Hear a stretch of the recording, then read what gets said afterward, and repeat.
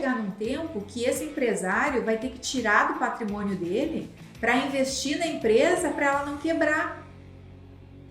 Só que isso aconteceu porque ele considerou o caixa da empresa como o caixa dele.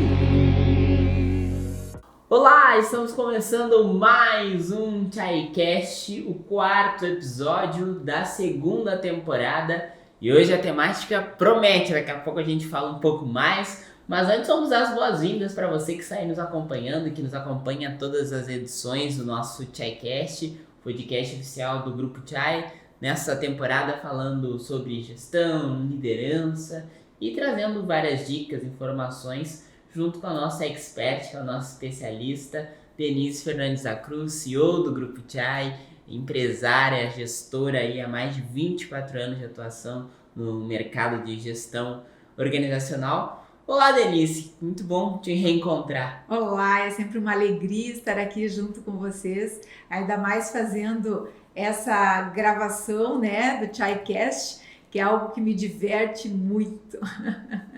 E leva muito conteúdo também para as pessoas. Exatamente, André, porque nós conversando coisas que é normal, que são óbvias, mas que muitos líderes não aplicam.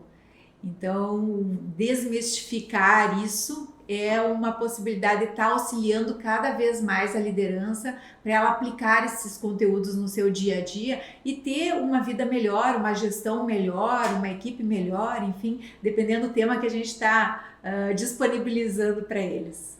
E o tema de hoje, como eu disse na abertura, promete. E você que está chegando conosco, já deixe seu like nesse nosso ChaiCast, você está nos acompanhando em vídeo pelo YouTube, ou se você também nos acompanha nas plataformas de streaming, são elas Spotify, Deezer, Apple Podcast, Google Podcast, ou em vídeo aqui no YouTube ou no Facebook. Então é sempre uma alegria a gente poder estar junto com as pessoas e receber tantos retornos e feedbacks do pessoal que fica do outro lado acompanhando esse conteúdo. E o tema do encontro de hoje é como ter uma gestão financeira na sua empresa e fazer o seu negócio lucrar mais. Olha aí, eu acho que esse tema vem bastante de encontro, né, com o que as pessoas muitas vezes querem saber, e às vezes é um maior problema para o empresário, para o gestor, como controlar suas finanças, né? Porque se a finança da empresa não vai bem, todos os outros setores acabam sendo impactados de alguma forma, né? Então, vou começar te perguntando, né, não é só ganhar mais, né, mas quais são os pilares fundamentais para melhorar o faturamento da empresa? Um líder, ele precisa cuidar de 3 pilares, que são os fundamentais. Um é o financeiro, que é isso que a gente vai falar hoje. O outro é a operação, como que ele está fazendo para operar e fazer aquele serviço ou produto dele girar melhor, com menor custo, com maior capacidade. E o terceiro é a satisfação das pessoas, tanto da equipe quanto dos seus clientes. Então, esses 3 pilares, eles precisam estar equilibrados. E muitas vezes nós, empresários e empreendedores principalmente, olhamos mais para aquilo que nós estamos entregando como produto final ou como prestação de serviço. A gente quer que o cliente fique muito satisfeito, que a gente tenha capacidade de produção, o nosso tempo de trabalho e retrabalho reduza, e não olho com cuidado para o pilar financeiro. Só que ele precisa estar nivelado junto com esses outros pilares. E a maioria dos problemas acontece quando eu estou ganhando bem, eu faturo bem, então eu não olho para a perda que eu estou tendo no financeiro, porque o negócio está funcionando, está girando, estou conseguindo pagar a conta. Só que isso tem um limite para acontecer. Ele só ocorre quando ainda a minha entrada é maior do que a minha saída. Quando chega num momento de pandemia, como aconteceu agora, isso fica muito evidente, que as pessoas não estavam olhando com cuidado para o seu financeiro. e daí parou de entrar naquele volume e continuou saindo no volume que estava saindo, porque despesa fixa a gente não consegue reduzir, pelo menos sem ter um impacto. E daí as saídas estavam muito maior do que as entradas. E isso impactou o financeiro das organizações, tanto que várias empresas quebraram nesse período de pandemia, porque não estavam olhando para o seu financeiro. Então, olhar para o financeiro é uma questão de sobrevivência organizacional. É fazer com que o negócio tenha viabilidade de funcionamento. É olhar para verificar se tem condições de fazer investimentos em determinadas áreas. Se eu não gastasse ali, ainda estaria funcionando da melhor forma possível aquela atividade. Então, como eu tenho que estar ajustando o meu financeiro de acordo com a entrega do serviço que eu faço e otimizando para tomar decisões baseadas em dados. Então é isso, André. Olhando para esses três pilares estando nivelados, a gente consegue ter uma boa gestão. E nesse momento, assim, né, nós tivemos a pandemia, tu traz aí vários exemplos, né, de empresas que acabaram, né, quebrando porque não olharam com a devida importância para esse pilar aí que nós estamos abordando hoje. Mas eu te pergunto, como manter um controle financeiro adequado, eficaz, para que possa evitar esse tipo de problema? A gente precisa definir vários procedimentos organizacionais, né? Vários POPs de atividades específicas dentro do nosso setor financeiro. Então, nós temos que ter um olhar para as entradas, aquilo que a gente fatura, como que entra dentro da organização aquele dinheiro e qual o fluxo que ele faz ali. E precisamos olhar para as saídas. Quais as despesas que nós temos que são fixas e despesas que são variáveis, aquelas que são eventuais ou que são variáveis no valor, né? Porque nós só temos como ter um controle efetivo, uma garantia que o valor não vai mudar naquelas despesas que são fixas. Existe uma possibilidade de ter uma variação dentro da conta da água, uma variação dentro da conta da luz, mas ela é pequena. Se não existir algum fator externo que aumente esse valor financeiro, né? Porque que pode impactar uma mudança de bandeira que o governo diz, né? Um aumento da alíquota que o governo definir. Se não, vou gastar mais ou menos a mesma coisa. Ou vai chegar naquela fase sazonal do verão no Rio Grande do Sul, que fica 47 graus, vai gastar muito mais ar-condicionado, né? No inverno, vai gastar quase nada de ar-condicionado. Então, existe uma sazonalidade, mas essa sazonalidade o próprio gestor consegue observar e já prever no seu orçamento. Mas tem coisas que são variáveis, né? Por exemplo, preciso fazer um investimento numa máquina nova, potente, diferente para atender uma demanda nesse momento. Essa máquina tem um investimento muito alto, não estava previsto no meu orçamento, mas ela é a única opção de eu salvar o meu negócio. Então eu tenho que fazer esse investimento. Ele é um custo variável e não estava previsto no meu orçamento.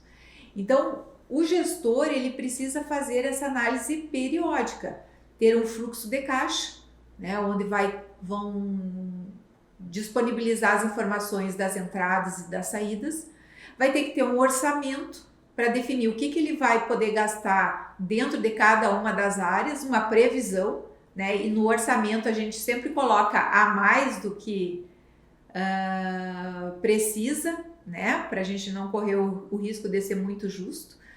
E isso falando na despesa, e quando fala na receita para orçamento, a gente bota menos do que é possível faturar. Porque daí, quando dá essa diferença no planejamento, ele não fica afetado pelo resultado final.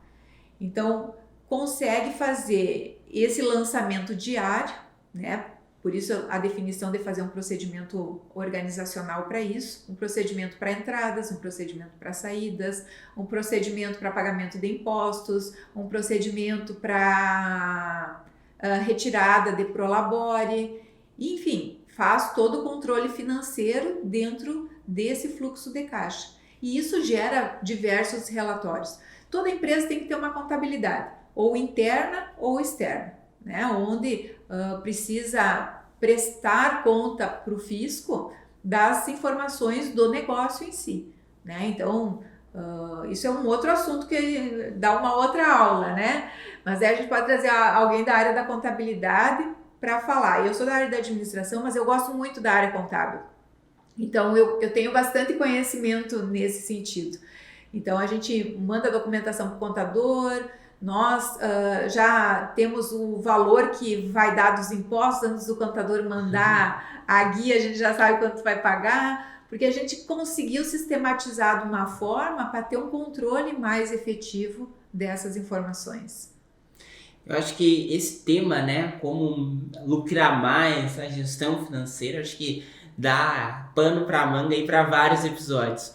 Mas eu acho que quem está nos acompanhando muitas vezes deve estar preocupadíssimo com a realidade hoje da sua empresa. Não sabe mais o que fazer para fechar a conta, para fechar o orçamento. E acontece muito, né, dos líderes, e aí falando dos empresários, né, tu falou um pouco do Prolabore. Eu sou da área da comunicação, então se eu largar aqui um ato falho, por favor, já me corrija. Mas é nesse sentido. O líder misturar o seu caixa pessoal com o caixa da empresa, isso é um problemão, né? Nossa, isso é definir que já tem falência com data definida. Por que isso? Por que isso acontece? De novo, até comentei na nossa aula de hoje de manhã, no Café com Liderança, né?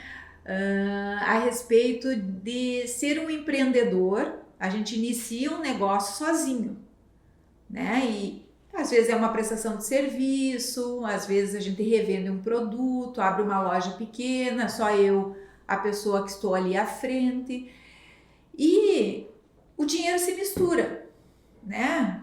Eu normalmente ganho menos, daí eu invisto meio tudo na empresa, para a empresa rodar e funcionar, só que a empresa vai crescendo, e eu vou contratando mais pessoas para me ajudar, e o dinheiro ainda fica circulando ali como meu, como do empreendedor. Só que tem um momento que ele tem que definir assim, ó, não, a partir de agora, né, o meu Prolabore vai ser de X reais. Isso aqui é o que a empresa pode me pagar nesse momento. Porque é a empresa que paga o Prolabore. Então, o quanto ele está trabalhando para gerar resultado para a empresa é a contrapartida que a empresa pode bancar esse Prolabore. Porque ele não pode querer ter um Prolabore de 70% do valor de faturamento da empresa. E da empresa ficar com 30% e ele com 70%. A empresa não vai funcionar, né? Então ele tem que ficar com 30%, vamos dizer, pegando o mesmo número, e a empresa com 70%. Isso é só um número, né? Porque isso que dá condições da empresa se manter ainda. É o que a empresa pode pagar nesse momento para ele. Então, quanto maior a empresa, menor é esse percentual de Prolabore, né?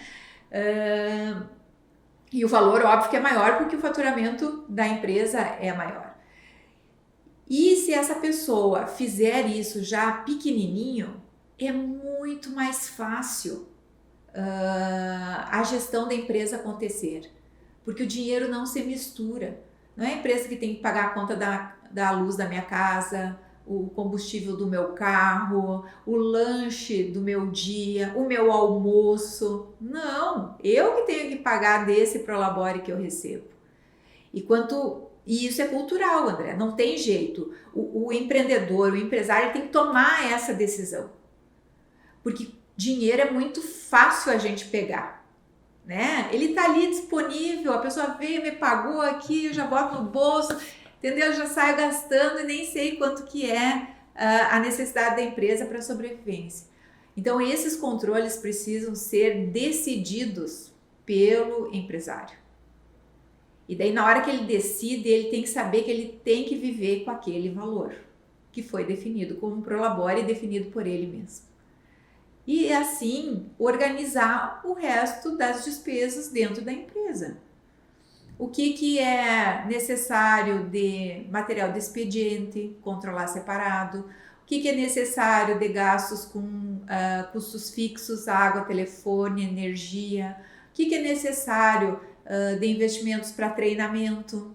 O que é necessário de investimento para locomoção, né? De repente tem a viagens, a empresa depende disso para ter o rendimento, faturamento, não viagem de férias, né? Em viagem de negócios.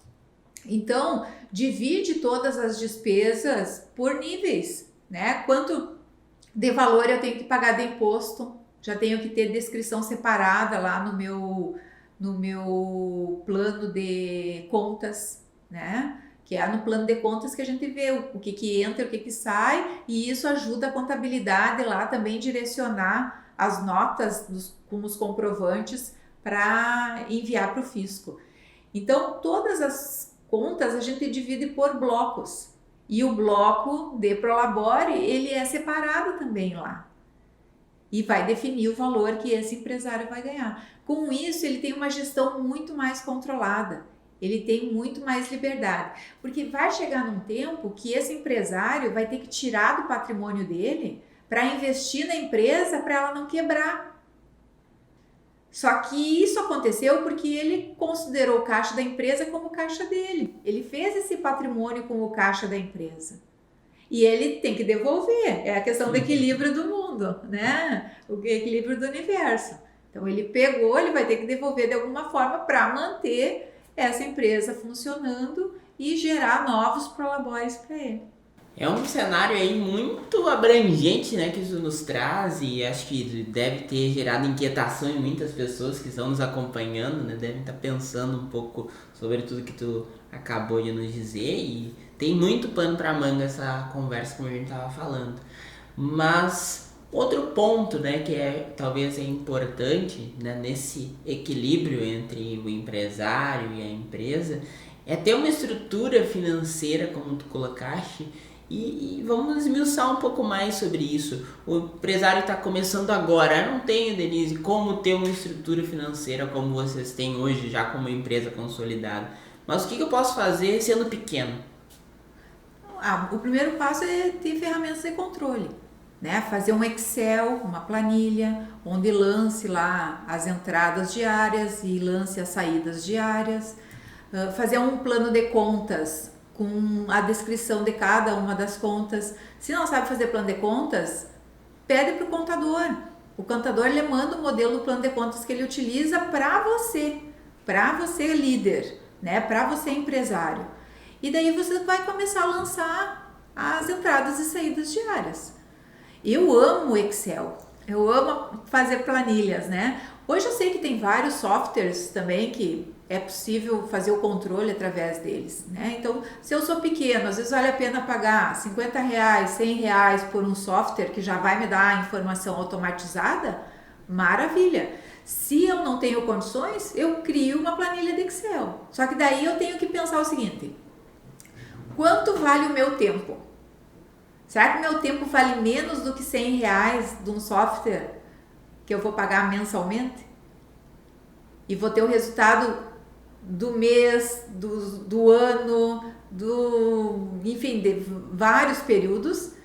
E esses R$100 no mês, quanto tempo eu levaria para fazer o preenchimento de dados e criar possibilidades e cruzamentos de dados que eu nem sei que existem? Então, vale muito mais a pena comprar um software local, um software para fazer esse controle, para que o líder, para que o empresário possa apenas lançar. Ele é pequeno, ele lança ali um número e daí automaticamente ele vai ter um resultado para fazer uma análise. Então a minha sugestão é essa, mesmo a empresa sendo pequena, o tempo dele é muito maior do que R$100 por mês. O tempo do empresário é para fazer negócio, é para olhar para fora da organização, é para trazer novas soluções.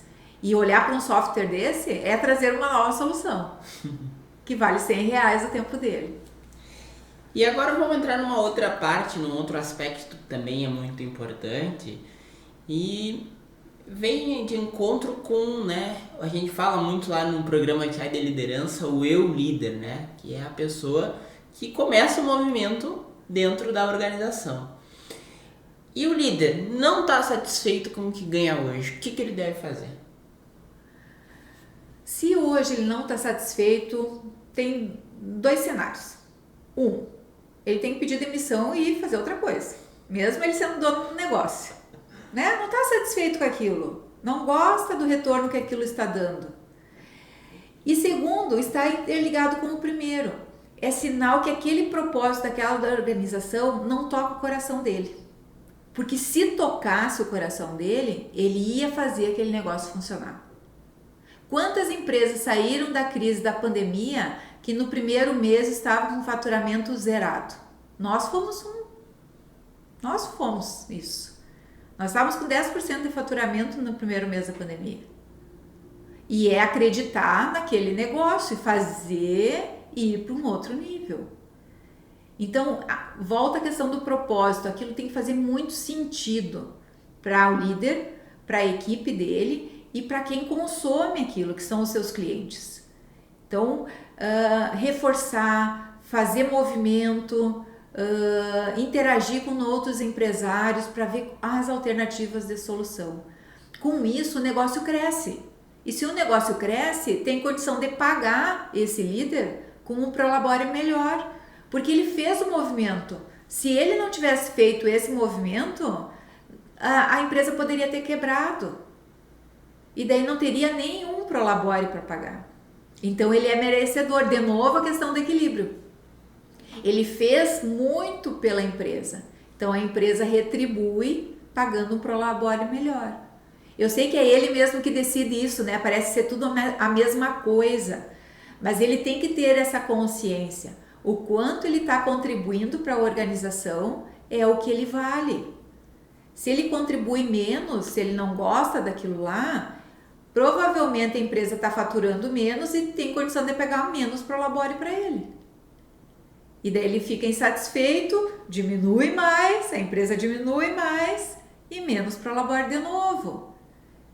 Então ele tem que estar vinculado ao propósito da organização, porque só assim ele faz o movimento extra, faz o extraordinário, ele faz o movimento para frente, ele fica incomodado com o resultado da sua organização e vai buscar alternativas de solução. Ele vai atuar no nível estratégico da empresa. E aí vamos então já para uma pergunta que está dentro desse contexto aí. Não estou satisfeito com o que eu estou ganhando hoje, né? Eu tenho a minha empresa. E aí, como é que eu faço para ir para esse estratégico e conseguir aumentar meu faturamento?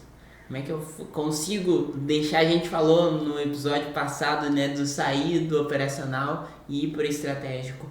E como a pessoa, o líder principalmente, consegue ir para o estratégico gerando lucros? Eu estava hoje de manhã fazendo uma meditação, né, que eu faço todas as manhãs, e me veio um episódio de um livro que eu tinha lido, que eu não lembro o nome, mas me veio o texto do livro, que o dinheiro gosta de movimento. Então, se o líder sabe disso, ele faz movimento dentro da sua organização. Ele gera mudanças, ele busca coisas novas, ele sai do conformismo. Porque é muito bom a gente estar em águas tranquilas, mas um bom pescador, né, um bom navegador é descoberto em mares tumultuosos. Só que a gente tem que ser esperto, né, nós como líderes, e não esperar que a tempestade seja causada pelo universo e sim por nós mesmos. Se nós criarmos movimentos, e daí esses movimentos são muito mais controlados do que numa tempestade, a gente gerou o movimento que vai gerar o dinheiro. Isso pode ser meio poético, né? Mas eu acredito nisso. Eu fiz isso. E cada vez que a gente está aqui muito bem, né, com os resultados bons, o que a gente faz? Movimento, cria uma coisa nova. E é isso que faz a empresa crescer, isso que gera mais lucro, mais faturamento, porque Existe uma gestão financeira, sim, que nos puxa para baixo, isso pode, isso não pode, isso ainda não pode ser feito, mas também a gente está mais livre para fazer esse movimento, arriscar um pouquinho mais, porque a gente sabe o quanto a gente tem em caixa. E fazer os investimentos que são necessários fazer para esse movimento novo acontecer. Então é isso, é fazer movimento que gera mais dinheiro. Por que no marketing o pessoal faz campanha publicitária? E daí faz uma campanha destinada a uma data X. Ele fez movimento, né? Dia das Mães. Todo mundo faz uma campanha fortíssima para o Dia das Mães. Por quê? Gera movimento no consumo para presentear as mães. E isso é marketing, é mídia. Então toda empresa precisa perceber isso. Quais os movimentos que ela tem que fazer? Às vezes são datas comemorativas? Sim, mas às vezes também podem ser produtos novos, serviços novos. Um movimento na mídia diferente, mesmo sem uma data específica. É movimento.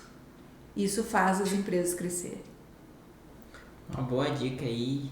Eu acho que vai ser muito útil para o pessoal que está nos acompanhando e principalmente, né, a gente que já fez tantos movimentos aqui na empresa sabe o quanto traz resultado, né? E mesmo diante de um cenário de crise, mesmo na tempestade, é possível melhorar os números e a gente aqui tem provas vivas, né? Do faturamento antes e depois da pandemia. Sim. Dá para comentar um pouco sobre isso? Dá sim, André. A questão do movimento, ele tem que ser feito pelo propósito, não pelo dinheiro. Ele tem que ser feito pelo propósito. Qual é a nossa necessidade agora? De ajudar o quê? Né? E a gente fez um movimento lá no início da pandemia para a retomada das empresas e uma reabertura, né, do mercado, para que economicamente também não ficasse tão afetado quanto pandemicamente, né, na área da saúde. Então a gente fez um movimento, fizemos várias lives com pessoas que já estavam com práticas diferenciadas, atuando naquele primeiro momento, para mostrar para os outros empresários que era possível, que aquelas pessoas ali, aqueles empresários tinham conseguido. E nós fizemos isso sem valor financeiro nenhum, né? O único investimento nosso era o nosso tempo, né? Que não é barato. Uma internet boa, uma iluminação para as lives e deu. E os convidados. Então, nós fizemos um movimento social sem o foco no dinheiro. Não vendemos nada e ajudamos o mercado a ter uma retomada diferente. Contribuímos, uma das ações de diversas ações que várias pessoas fizeram no país. E com esse movimento nos deixou em evidência. As pessoas aumentaram o nível de confiança no nosso trabalho. Porque a gente não estava ali para ganhar nada, a gente estava ali sim para contribuir para algo melhor. E com isso, quantos contratos nós fechamos na sequência? Inúmeros. Em 3, 4 meses nós já estávamos voltando a nossa curva de crescimento. Nós fechamos o ano de 2020, que foi o ano da pandemia, com um caixa maior do que o ano anterior, que não tinha nada de pandemia. Então nós faturamos mais no primeiro ano. No segundo ano da pandemia, quando chegou em agosto, nós estávamos já com o faturamento de 2020. E crescemos 40% em 2021. Isso são dados. Por isso que o gestor precisa trabalhar com o setor financeiro dele, com todos os dados descritos. Todas as nossas decisões foram analisadas em cima desses dados financeiros que a empresa estava demonstrando. E com isso nós fizemos muito mais investimento. A gente gastou muito mais e teve uma lucratividade ainda maior. Né? Que a diferença entre o lucro bruto, tira todas as despesas, fica o lucro líquido. Então, se eu aumento o meu faturamento e aumentar minhas despesas, pode ser que meu lucro líquido fique igual, eu aumente na mesma proporção. Mas olhando esses dados, a gente fez diferente. A gente ganhou mais, investiu um pouco mais, que esse impacto nessa despesa era para agregar mais aumento de faturamento, e não só gastar por gastar, e ainda tivemos uma lucratividade superior a 2020. Então, De novo, assim, ó, é o movimento que nós geramos lá, ficamos mais visível no mercado, ajudamos muitas pessoas, muitas empresas mesmo, temos vários depoimentos nesse sentido, até lá no nosso canal no YouTube tem várias lives lá, o pessoal comentando a respeito disso, então vale a pena olhar, mas aquele movimento fez a gente aumentar o faturamento, ganhamos mais dinheiro. E ampliamos, né, vários horizontes aí nesse sentido, hoje aqui em São José dos Campos, nossa sede maravilhosa. Então, com certeza é algo que a gente consegue ver, né? Não é só o falar, mas é o visual também, né? A gente consegue observar tudo isso. E até tem uma frase, né, que é meio famosa, que é no sentido de que na crise ou a empresa cresce ou afunda de vez, né? E é porque ela aproveita a oportunidade, entendeu? Ela olha para o mais e não olha para o menos. Porque isso também tem muito. Eu tenho um mantra, né? Quanto mais eu invisto, mais eu ganho. Então, eu digo assim, tudo que eu invisto é bom, retorna para mim 70 vezes 7. É só fazer a conta. Quando eu faço essa conta aí, meu coração pulsa. Mas quando a gente faz o investimento, o gasto, a gente tem que olhar, tem que fazer com o coração leve, que aquilo é um retorno, não é uma despesa, que aquilo vai retornar de alguma forma.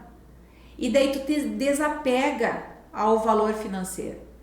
O problema é, às vezes, que o empresário, empreendedor, ele fica focado no gasto, na escassez, na falta. E daí ele fica controlando centavo por centavo. E daí não que o setor financeiro não tenha que controlar, né? O setor financeiro é 1 mais 1 tem que dar 2, é matemático. Não tem outra conta que possa ser utilizada ali.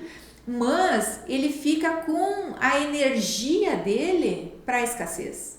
E quando a gente fica nesse lugar, a gente não gera negócios, as coisas não acontecem, tudo dá errado, quebra mais uma máquina que eu tenho que consertar, perco um cliente, reduzo o faturamento porque eu estou focado na escassez.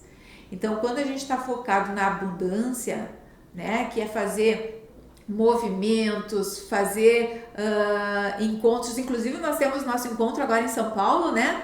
No aniversário de 16 anos da Chai, vai vir toda a equipe de diversos lugares do país. Então nós estamos investindo em passagem aérea, em hospedagem, no evento em si. Bom, eu não posso contar tudo aqui porque tu não pode saber ainda, André. Mas o investimento que vai ser feito nesse evento é um investimento considerável. Só que é um investimento para o mais, para a abundância. A gente está feliz de se encontrar, está feliz de estar junto, partilhar. Quanto tempo faz que a gente não se encontra? Quantas pessoas não se conhecem dentro da organização? Uma pelo lugar onde moram, né? Tem gente que mora em Santa Catarina, outros no Rio Grande do Sul, outros em Goiás, outros em São Paulo, enfim. Tem vários lugares, né, as pessoas morando, então às vezes não tiveram oportunidade de se conhecer. Então a gente está olhando para isso, para essa abundância de relacionamento, de vivência, de troca, e daí não na escassez, economizando lá uma Coca-Cola, uma garrafa de água, é isso. Então esse movimento gera melhores resultados. As pessoas ficarão ou não ficarão satisfeitas? Eu acho que sim, né? Pode ser que ainda não aconteceu o evento, né? Mas o quanto elas vão render depois? O quanto elas vão partilhar depois isso que aconteceu? O quanto isso vai mexer no coração delas? Isso vai gerar uma energia boa para todos.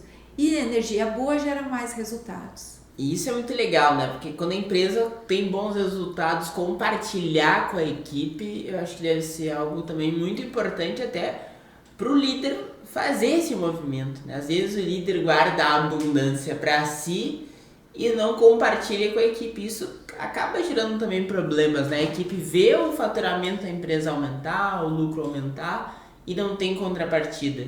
Sim, exatamente. A gente precisa olhar a equipe como ser humano. Ela precisa sobreviver. Ela precisa ter as suas necessidades básicas atendidas, precisa ter as suas necessidades de segurança atendidas, precisa ter as suas necessidades até de autorrealização. Então, o quanto a empresa tem que contribuir para isso vir a acontecer? Óbvio que a gente já falou sobre isso em outras aulas, que tem que ter o equilíbrio, né? A equipe dá, a organização dá, a equipe dá, a organização dá. Então, a equipe não dá, a organização não dá. Então, sempre tem a mão dupla, né? Ela vai e volta. Então, mas o líder, ele precisa olhar para as pessoas. O quanto ele pode contribuir para aquela pessoa melhorar. E daí a olhar individualmente. Porque cada pessoa tem uma necessidade específica. Porque ela tem um perfil específico. Então, quando a gente olha para uma pessoa e diz assim, nossa, ela mora numa casa muito ruim e é um excelente profissional. Só que para o líder ter essa percepção, ele tem que conhecer a casa do colaborador. Ele tem que ter acesso a isso, ele tem que se preocupar com isso. Porque é aquela pessoa que está morando naquele lugar que trabalha para ti. E se tu não olhares para isso como liderança, o resultado da entrega, ele não tem um desempenho maior. Ele tem um limitador, porque a pessoa está tendo uma vivência num lugar não tão adequado.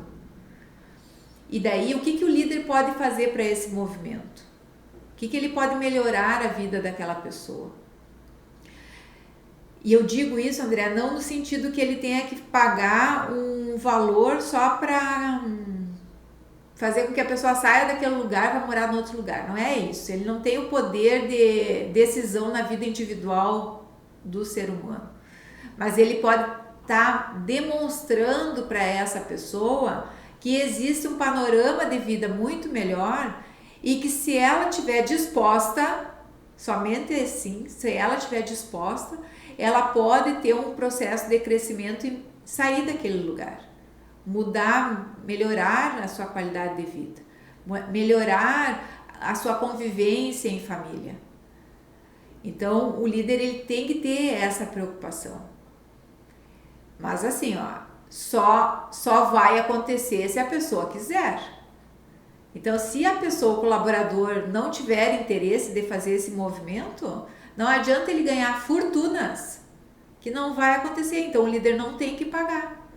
Porque daí não gerou o equilíbrio. Então tem que ter um movimento, o equilíbrio. Um movimento e o equilíbrio. E assim existe o processo de crescimento de todos, em conjunto.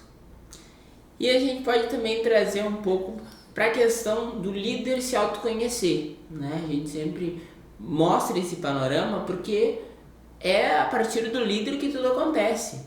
Então, se a empresa tem mais lucro, tem mais faturamento, o líder com certeza está fazendo algum movimento nesse encontro, né? Para aumentar a abundância, olhar para mais, como tu acabou de nos falar. E qual a importância do líder estar buscando conhecimento, buscando estratégias, buscando parceiros para ampliar ainda mais o seu negócio e, por consequência, ter mais faturamento? Quando a gente busca o autoconhecimento, a gente percebe que nós não somos bons em todas as áreas. Nós somos seres humanos e comuns. Nós não temos habilidades para ser super-homens, super-líderes, no sentido de cada lugar dentro da organização eu saber fazer com excelência aquela atividade. Então, quando eu tenho esse processo do autoconhecimento, eu percebo aonde que eu não sou tão bom. E reconhecer isso e contratar alguém para estar assumindo esse lugar, para desempenhar esse papel, para a empresa como um todo ganhar, é com esse autoconhecimento que ele teve, que gerou a percepção. Senão, ele só quer tudo para ele, mas ele não dá conta de tudo. E acha que não está abrindo mão para ganhar mais, mas aí ele está perdendo em outro lugar, em qualidade de vida, em tempo, em raiva, né? Porque às vezes acontece uma coisa e dependendo o estilo da liderança, ele descarrega uma raiva em cima das pessoas. Ele dá um olhar fuzilante para as pessoas, ele não precisa nem falar. E isso gera algo não muito agradável entre as relações das pessoas, mas quem se prejudica mais é o próprio líder. É ele que se prejudica, porque o sentimento está dentro dele, está destruindo ele, está criando doença dentro dele. Então ele precisa se conhecer para fazer o movimento necessário para as tomadas de decisões que aliviem a carga dele. E com esse alívio da carga dele, ele tem mais tempo para fazer negócio para a organização. E já estamos na nossa reta final. É um tema muito bacana para a gente tirar várias dúvidas. A gente trouxe aqui perguntas também do pessoal que nos mandou aí pelas redes sociais. Mas para essa reta final, assim, se tu tivesse que dar um único conselho para um líder, seja ele se está começando ou o líder que está passando por uma crise financeira na sua empresa, qual seria essa dica? É olhar nu e cruamente para os dados. Porque a gente não olha porque a gente tem medo de olhar. Então, ter essa coragem de ir lá analisar. Não tem o controle financeiro, crie o controle financeiro. Tenha clareza do que entra e do que sai. Quanto que você paga para cada grupo de plano de contas? Quanto que você fatura por cliente? Quanto você poderia estar criando mecanismos de remarketing e vendendo mais produto para aquele mesmo cliente? Olhe para os seus dados, analise as informações. Não misture o seu bolso com o caixa da empresa. Faça separado, tem o seu Prolabore, é um valor fixo que vai ser pago para ti por mês. E ajude a empresa a fazer o processo de movimento para gerar crescimento e maior faturamento. As dicas foram fantásticas aí, tenho certeza que vai ajudar muitas pessoas. E nessa reta final do nosso ShareCast, temos a dica de livro que também tem tudo a ver com o tema dessa edição.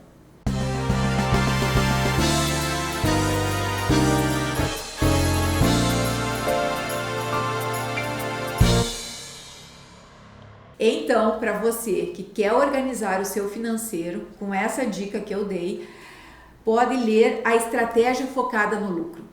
Esse livro, ele é fantástico para gerar resultados dentro da sua organização. Ele conta a história de várias empresas que têm lucros, que é a diferença do faturamento menos a despesa, gera lucros fantásticos para serem implementados em qualquer organização, tanto grande quanto pequena. Então a dica do livro é essa. E assim nós vamos chegando ao final dessa edição do ShareCast, falando sobre esse tema, né? Como aumentar a lucratividade, como ter uma gestão financeira no seu negócio, na sua empresa. Muito obrigado, Denise, por mais essa conversa. Tenho certeza que ajudou muitas pessoas, esclareceu muito, né, sobre esse tema que gera tanta curiosidade, até preocupação, né, por parte dos líderes, e nossa gratidão pela oportunidade de estarmos juntos de novo. É uma grande alegria sempre estar aqui compartilhando conteúdos. Eu sei que esse assunto deve ter incomodado muitas pessoas, porque é difícil reconhecer que a gente não olha para os dados, mas existe a possibilidade de, a partir de agora, eu fazer diferente. A partir de agora, eu fazer um movimento para a ação, de olhar esses dados e sistematizar cada vez mais os meus processos lá na área financeira. Muito obrigada por estarem aqui. Beijo grande, fiquem todos com Deus.